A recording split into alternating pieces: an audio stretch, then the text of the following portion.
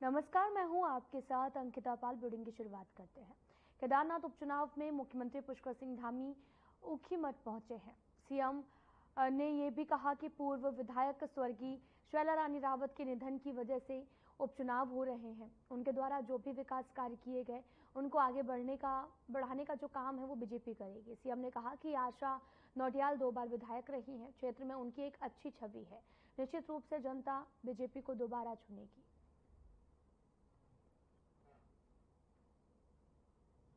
में यहाँ का चुनाव आया है और यहाँ की जो विधायक स्वर्गीय दिवंगत शैला रानी जी के देहांत के बाद इस चुनाव में हम सबको आना पड़ा है और इस क्षेत्र के लिए काफ़ी उन्होंने काम किया, काफ़ी क्षेत्र को आगे बढ़ाने के लिए काम किया। हमारे प्रधानमंत्री जी के प्रधानमंत्री बनने के बाद 2014 से अभी तक लगातार बाबा का ये प्रांगण भव्य केदार और दिव्य केदार के रूप में डेवलप हुआ है। पूरी दुनिया में एक नए स्वरूप में उसको जो आस्था श्रद्धा का केंद्र है, आने वाले लोगों की संख्या बढ़ी है। अनवरत रूप से यहाँ का विकास शुरू हुआ है और हम सब लोगों ने भी उसी को अपना ध्येय मानकर प्राथमिकता के आधार पर यहाँ के विकास का संकल्प लिया है।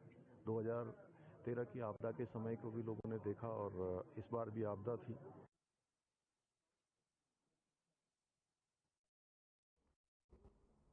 उत्तराखंड के राज्यपाल गुरमीत सिंह सोमवार को बद्रीनाथ धाम पहुंचे हैं। उन्होंने भगवान बद्री विशाल के दर्शन कर पूजा अर्चना की। इस दौरान उन्होंने भगवान बद्री विशाल से राज्य, देश और विश्व कल्याण की प्रार्थना की। राज्यपाल निर्धारित कार्यक्रम के अनुसार हेलीकॉप्टर से सुबह 11 बजे बद्रीनाथ पहुंचे। बद्रीनाथ हेलीपैड पर पुलिस के जवानों ने राज्यपाल को गार्ड ऑफ ऑनर दिया, जिसके बाद उन्होंने बद्रीनाथ मंदिर पहुंचकर पूजा अर्चना की। इस दौरान उन्होंने माड़ा गांव की स्थानीय महिलाओं से भी मुलाकात की है, उनका अभिवादन किया। राज्यपाल ने बद्रीनाथ धाम में मास्टर प्लान के तहत हो रहे कार्यों को लेकर खुशी व्यक्त की। उन्होंने कहा कि निर्माण कार्यों से बद्रीनाथ धाम का दिव्य और भव्य स्वरूप सामने आने लगा है। उन्होंने मास्टर प्लान के कार्यों और बद्रीनाथ यात्रा के सुचारू संचालन के लिए मंदिर समिति के साथ स्थानीय लोगों का आभार व्यक्त किया है। क्षण है कि प्रभु ने बद्रीनाथ जी के दर्शन का एक अवसर दिया है। मुझे यहाँ पर आकर बहुत खुशी हो रही है कि जिस प्रकार से यहाँ परिवर्तन हुआ है, ट्रांसफॉर्मेशन हुआ है, और ये ट्रांसफॉर्मेशन एक श्रद्धापूर्ण तरीके से हुआ है। जो बदलाव हुआ है, जो इम्प्रूवमेंट हुई है, ऐसा लगता है कि यहाँ पर एक डिवाइन स्पिरिचुअल ट्रांसफॉर्मेशन, मॉडर्नाइजेशन, एक टूरिज्म का एक बहुत बड़ा चेंज आया है और देखकर ही इसकी अनुभूति हो रही है। सच कहूं तो जिस प्रकार से बद्रीनाथ जी के अंदर में एक बदलाव, चाहे वो मानव का बदलाव हो, चाहे यहाँ पर इंफ्रास्ट्रक्चर का, टूरिज्म का, और जितने भी प्रोजेक्ट हैं वो बहुत ही सुंदर तरीके से प्रोग्रेस हो रहे हैं। कांग्रेस प्रत्याशी मनोज रावत ने नामांकन से ठीक पहले बीजेपी सरकार पर तीखा प्रहार किया। उन्होंने कहा कि मुख्यमंत्री के दौरे को लेकर नामांकन स्थल ऊखीमठ के 0 जोन किया गया है, जहां पर से साफ है कि मुख्यमंत्री केदार घाटी की जनता से डर चुके हैं, इसलिए वे 0 जोन में जा रहे हैं। और साथ ही दूसरी ओर से उन्होंने ये भी कहा कि केदारनाथ उपचुनाव में कांग्रेस ने उन्हें एक बड़ी जिम्मेदारी दी है और साथ ही निश्चित रूप से प्रदेश की भ्रष्ट बीजेपी सरकार को सबक सिखाने के लिए केदारनाथ उपचुनाव में कांग्रेस मजबूती से जीत दर्ज करेगी।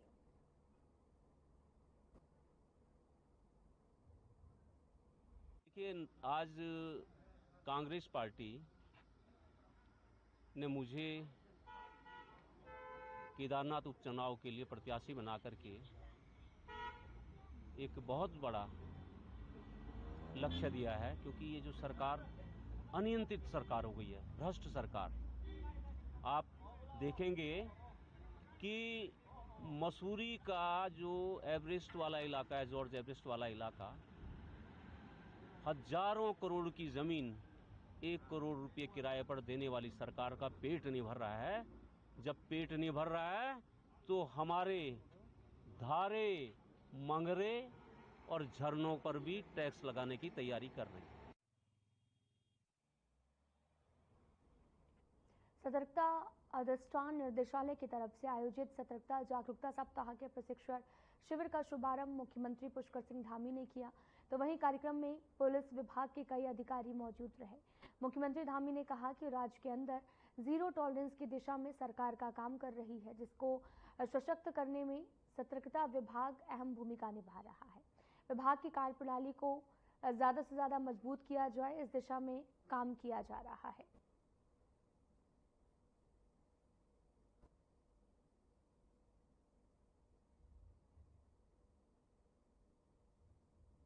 देखिए, ये इसके पीछे हेतु है कि राज्य के अंदर एक ऐसी व्यवस्था बने, ऐसी व्यवस्था प्रभावी हो जिसमें भ्रष्टाचार का कोई स्थान नहीं है। और हमारा ये पूरा संस्थान राज्य के अंदर हर जगह पारदर्शिता को स्थापित करने में अपनी महत्वपूर्ण भूमिका निभा रहा है। 66 ट्रैप के केस में इसमें 75 से ज़्यादा लोग जेल की सलाखों के पीछे गए हैं। इसको हम और प्रभावी बनाएंगे। राज्य के अंदर पूरी तरह से भ्रष्टाचार को समाप्त करने में जीरो टॉलरेंस की नीति के आधार पर पूरी पारदर्शिता के साथ काम हो, उसके लिए देखिए, विजिलेंस एक ऐसी संस्थान है जो कि व्यवस्था में अगर कहीं गड़बड़ी होती है, कहीं कोई भ्रष्टाचार की शिकायत होती है, उसको खत्म करने के लिए, उसके विरुद्ध कड़ी से कड़ी कार्रवाई करने के लिए ये एजेंसी बनी हुई है। जैसा माननीय मुख्यमंत्री जी की सोच है, जैसे इस सरकार की नीति है कि जीरो टॉलरेंस, हमें भ्रष्टाचार के खिलाफ जीरो टॉलरेंस की नीति है, तो हमारा ये जो सतर्कता अधिष्ठान है उसी नीति पे और उसी दृष्टिकोण से काम कर रहा है। पिछले 3 साल में काफ़ी अच्छी कार्रवाई की गई है सभी विभागों में जहाँ जहाँ इस तरह की शिकायतें मिली है।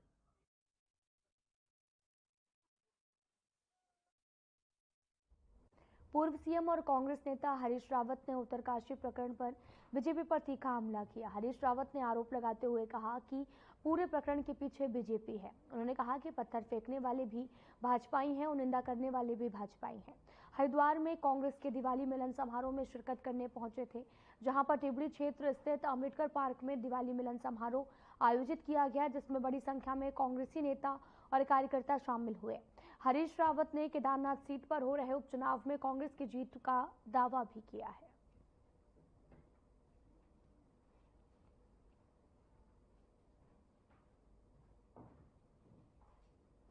ये सारा भाजपा का किया कराया है। भाजपाई पत्थर फेंकने वाले भी भाजपाई हैं, डंडा चलाने वाले भी भाजपाई हैं और निंदा करने वाले भी भाजपाई हैं। सब भाजपाइयों का ड्रामा है।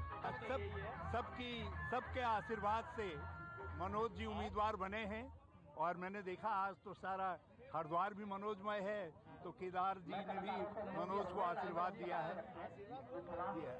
बहुत बहुत बधाई देता हूँ। खुद देख सकते हैं कि जब पहली बार कांग्रेस की तरफ से दीपावली मिलन समारोह किया जा रहा है, लोगों में कितना उत्साह है और ये उमंग का त्योहार है, खुशी का त्योहार है, जोश का त्योहार है।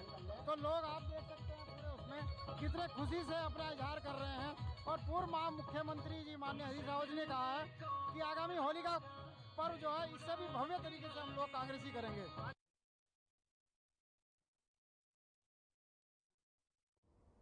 उत्तराखंड सरकार में आपदा प्रबंधन सलाहकार समिति के वरिष्ठ उपाध्यक्ष विनय रोहिला कुमायूं दौरे पर है। जसपुर भाषा कार्यकर्ताओं ने गर्मजोशी के साथ में जगह जगह फूलमाला पहनाकर स्वागत किया। मौके पर अधिकारियों को दूरभाष पर समस्याओं के निदान के आदेश दिए हैं। देहरादून से आपदा ग्रसित क्षेत्रों का भ्रमण कर कुमायूं क्षेत्र का भ्रमण कर बोले सरकार से कि आपदाओं को बहुत ही नजदीकी से देखा। सरकार ने आपदा से निपटने का पहले भी तैयारियां पूरी कर ली हैं।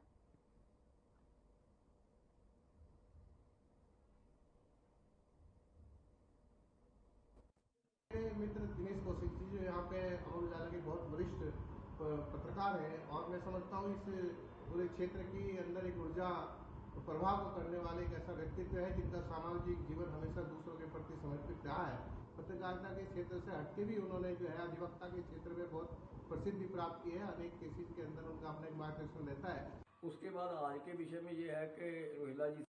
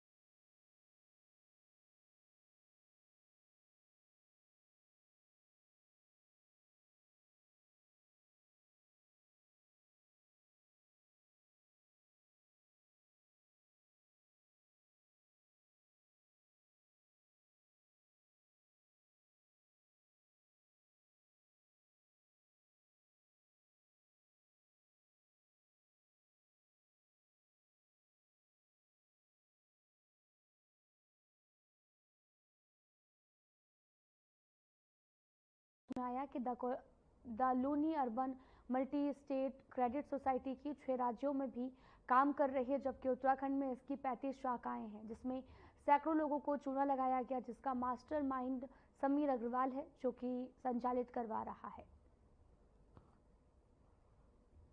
पुलिस ने अब बड़ा एक्शन लिया है। पूरा मामला कोटद्वार से है, जहां पर 5 लोगों को गिरफ्तार किया गया। और साथ ही आपको ये भी बताते चले कि क्रेडिट प्राइवेट सोसाइटी का भांडाफोड़ किया गया है, और जिसके बाद क्रेडिट प्राइवेट सोसाइटी का ये भांडाफोड़ हुआ। पुलिस ने बड़ा एक्शन लिया, और जहां पर एक्शन लेते हुए पुलिस ने 5 लोगों को गिरफ्तार भी किया है। एसएसपी मौके पर पहुंचे और पूछताछ भी की है।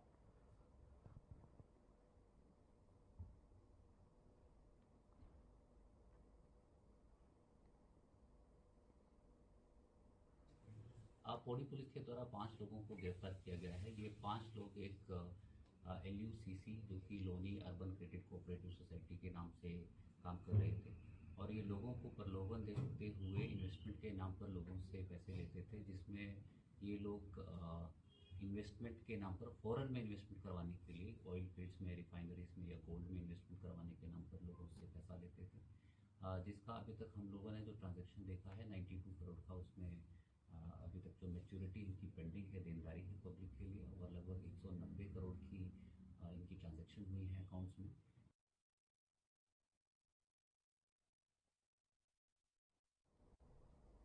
आयुष अग्रवाल के निर्देश पर आपको बताते चले कि मुनिकेरेती थाना पुलिस ने भद्रकाली पुलिस चेक पोस्ट पर निःशुल्क स्वास्थ्य जांच शिविर कैंप लगाया है। ड्राइवरों में बढ़ रही स्लीप एपनिया नाम की बीमारी से मुनिकेरेती थाना पुलिस चिंतित नजर आ रही, क्योंकि इस बीमारी से पीड़ित ड्राइवर की आंखें तो खुली रहती हैं, लेकिन उसका मस्तिष्क काम करना बंद कर देता है। ज्यादा लंबे समय तक वाहन चलाने वाले ड्राइवरों में इस बीमारी के होने की पुष्टि देश में होने लगी है। इसलिए सुरक्षा की दृष्टि से पुलिस कप्तान आयुष अग्रवाल के निर्देश पर निःशुल्क स्वास्थ्य जांच शिविर लगाया गया, जिसमें नरेंद्र नगर राजकीय चिकित्सालय के डॉक्टर मुकेश रावत और गौरव भट्ट ने 50 से अधिक ड्राइवरों के स्वास्थ्य की जांच की है। इंस्पेक्टर रितेश शाह ने बताया कि जांच में किसी भी ड्राइवर को स्लीप एपनिया की बीमारी नहीं मिली है, लेकिन बताया ये भी जा रहा है कि समय समय पर स्लीप एपनिया बीमारी जो है वो जांच के लिए शिविर लगाए जाते रहेंगे। इस संबंध में ड्राइवरों को जागरूक करने की जिम्मेदारी वरिष्ठ उप निरीक्षक योगेश पांडे और सभी चौकी प्रभारियों को दी गई है।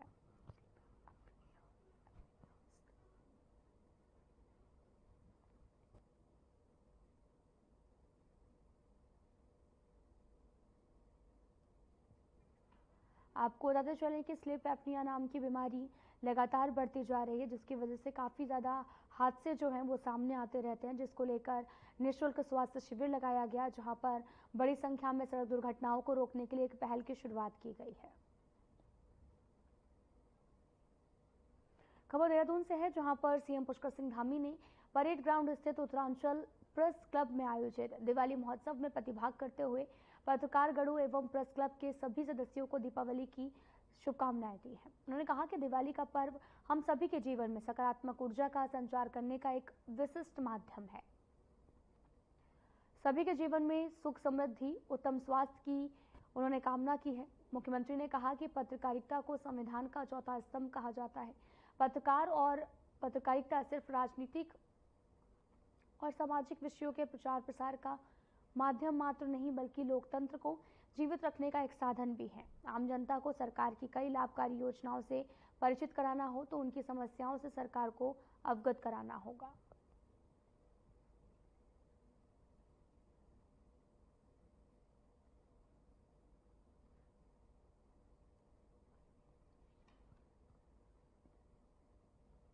मुख्य सचिव राधा तूड़ी ने विभागीय योजनाओं के प्रस्ताव जमीनी परीक्षण किए बगैर सीधे कैबिनेट भेजने में ऐतराज जताया है। उन्होंने विभागीय सचिवों को निर्देश दिए कि वे जमीनी परीक्षण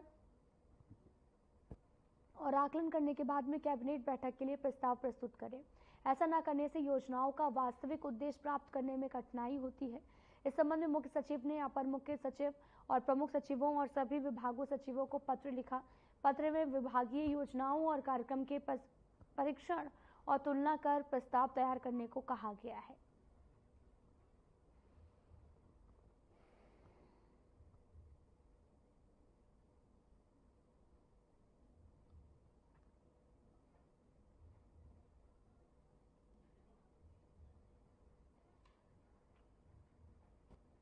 तकनीकी शिक्षा में नए आयामों को पॉलिटेक्निक संस्थानों में अब फ्रेंच, जर्मन और स्पेनिश भाषा पढ़ाए जाने की तैयारी की जा रही है। इस पर उत्तराखंड के तकनीकी शिक्षा मंत्री सुबोध उनियाल ने कहा कि छात्रों को विदेश में काम करने का मौका मिलेगा। इसके लिए सभी पॉलिटेक्निक और इंजीनियरिंग कॉलेज में फ्रेंच, जर्मन और स्पेनिश भाषा भी पढ़ाने की तैयारी की जा रही है। साथ ही उन्होंने कहा कि ये भाषाएं विश्व के कई हिस्सों में बोली जाती हैं, तो इस माध्यम से छात्रों को रोजगार की संभावनाओं को तलाशने का मौका मिलेगा।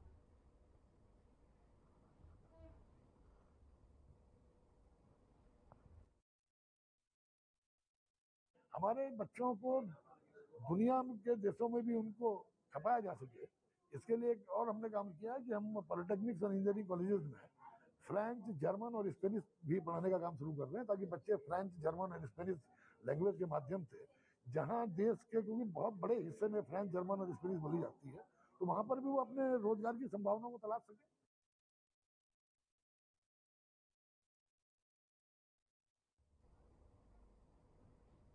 उत्तराखंड के कृषि मंत्री गणेश जोशी ने दिल्ली में रबी अभियान के तहत में राष्ट्रीय कृषि सम्मेलन में हिस्सा लिया, जिसमें केंद्रीय कृषि मंत्री शिवराज सिंह चौहान की अध्यक्षता में विशेष बैठक हुई है।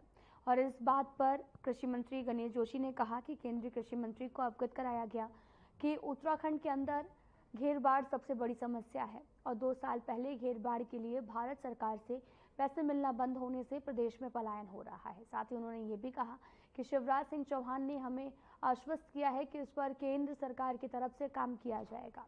उन्हें यह भी अनुरोध किया गया कि हिमालयी राज्यों के लिए भी कृषि की अलग नीति बननी चाहिए।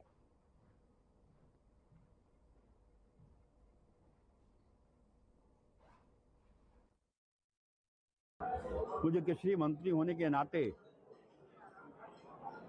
जो एक कृषि मंत्रियों का सम्मेलन दिल्ली में था, उसमें जाने का मौका मिला और मैंने उत्तराखंड की समस्याओं से माननीय शिवराज सिंह जी को, केंद्रीय मंत्री जी को अवगत कराया। हमारे यहाँ सबसे बड़ी समस्या घेरबाड़ की है, क्योंकि पूर्व में 2 साल पहले हमें पैसा दिया जाता था भारत सरकार से, वो बंद कर दिया गया, जिसके कारण आज हमारे यहाँ से पलायन हो रहा है। माननीय मंत्री जी ने मुझे आश्वस्त किया कि उस दिशा में केंद्र की सरकार काम करेगी।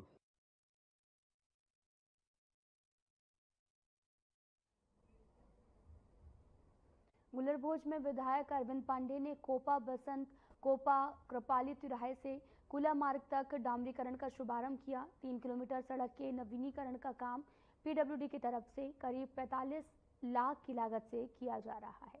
इस दौरान विधायक पांडे ने कहा कि गदरपुर विधानसभा क्षेत्र में जनभावना के अनुरूप कई विकास कार्य किए गए और ये कार्य भी इसी का हिस्सा है। उन्होंने कहा कि निर्माण कार्य में लापरवाही बर्दाश्त नहीं की जाएगी। इसके साथ ही उन्होंने स्थानीय जनप्रतिनिधि और निवासियों से आग्रह किया कि डामरीकरण में कोई भी कमी हो तो तुरंत सूचित किया जाए।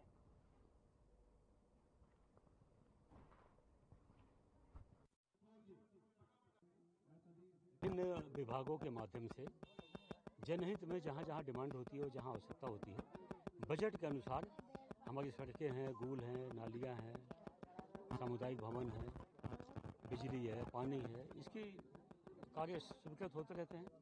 और जहाँ जनता मुझे जब अवगत कराती है तो उसको विभिन्न विभागों के माध्यम से डेवलपमेंट का कराने का काम किया जाता है। आज कोपा कृपाली से लेकर कूल्हा तक, गुलरभोज से लेकर कोपा कृपाली कूल्हा तक इस सड़क की नवीनीकरण की आवश्यकता थी। जगह जगह गड्ढे पड़े रहे थे। अगर जो सही समय पर इसको नवीनीकरण नहीं कराया जाता तो आने वाले समय में और टूट जाती, तो इसको कहीं न कहीं नया बनाना पड़ता। नया बनाने में बजट की भी बहुत आवश्यकता होती है। जैसे केदारनाथ उपचुनाव के मतदान की तारीख नजदीक आ रही है, राजनीतिक दलों ने अपना प्रचार प्रसार अभियान तेज कर दिया है।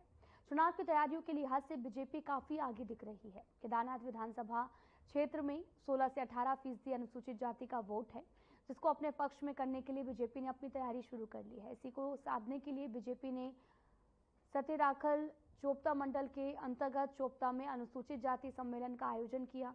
कार्यक्रम में उपस्थित रहे केदारनाथ विधानसभा के चुनाव संयोजक और रुद्रप्रयाग विधायक भरत सिंह चौधरी ने सभी का बीजेपी परिवार में स्वागत करते हुए आभार प्रकट किया है। बीजेपी केदारनाथ विधानसभा प्रभारी प्रदेश महामंत्री आदित्य कोठारी ने पटका पहनाकर सबको बीजेपी की सदस्यता दिलाई है। निश्चित रूप से अनुसूचित जाति के भाइयों का विश्वास भारतीय जनता पार्टी के प्रति लगातार बढ़ता जा रहा है और जिस तरह से हमारे प्रधानमंत्री आदरणीय नरेंद्र मोदी जी सभी वर्गों के लिए, सभी समुदाय के लिए काम कर रहे हैं, उनके उत्थान के लिए, उनके विकास के लिए काम कर रहे हैं, तो उत्तराखंड के अंदर भी विशेषकर केदारनाथ विधानसभा में अनुसूचित जाति का जो समाज है वो भारतीय जनता पार्टी में लगातार जुड़ रहा है। आज चोपता में केदारनाथ विधानसभा के बहुत सारे अनुसूचित जाति के भाई, सामाजिक कार्यकर्ता, पूर्व अधिकारी, कर्मचारी भारतीय जनता पार्टी में शामिल हुए हैं और ये इसी का परिणाम है कि अनुसूचित जाति के समाज का विश्वास लगातार पुष्कर धामी के प्रति बढ़ता जा रहा है।